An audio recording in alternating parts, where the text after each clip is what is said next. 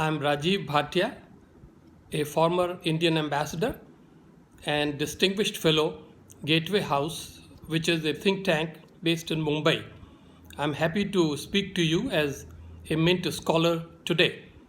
My purpose is to brief you quickly about some of the aspects of coronavirus epidemics and its external or global dimensions.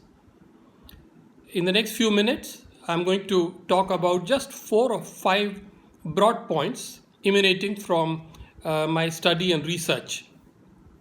The first point clearly to note is that this is a challenge which is global in nature, and it requires action at the national level as well as much greater cooperation at the regional and international level than what has been coming through so far. The pandemic has now reached over 160 countries. There is a very huge number of people who have been infected, some 340,000 people, and therefore clearly both the national and global approach that would be absolutely necessary. The second point that needs to be underlined is that the government of India is monitoring the international situation closely. It has been doing this for the past several weeks as the pandemic started in China and then spread over to a large number of countries, particularly in Europe and then on to North America. It was noted as to what have been the successes and failures in terms of meeting this challenge. And those takeaways, those lessons, those challenges have been built into the strategy that India has developed to deal with this very grave problem. Fundamentally, a strategy that focuses on containment at this stage, and this is in that light that the whole lot of measures with regard to evacuation, for banning flights, and trying to regulate and regiment very clearly the incoming traveling public into India has been ensured.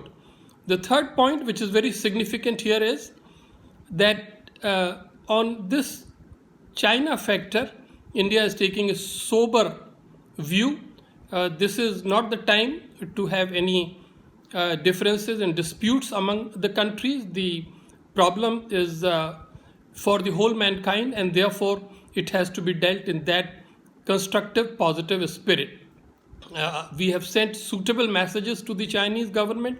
We have also sent assistance to China, and we are learning from whatever have been the difficult experience of those people. The fourth point really is about the need for regional cooperation in our own region, that is in South Asia.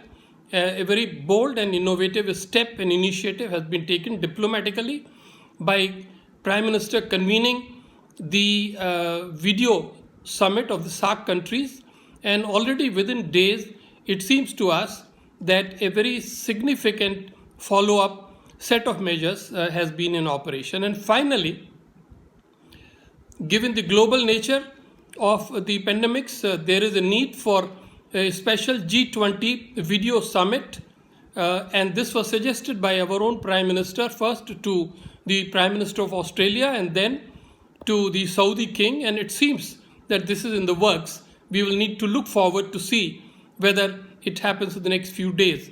Overall, the health aspect, the health disaster aspect, and also the economic aspect of this challenge will have to be looked at, and this can be done best at the global level. Thank you.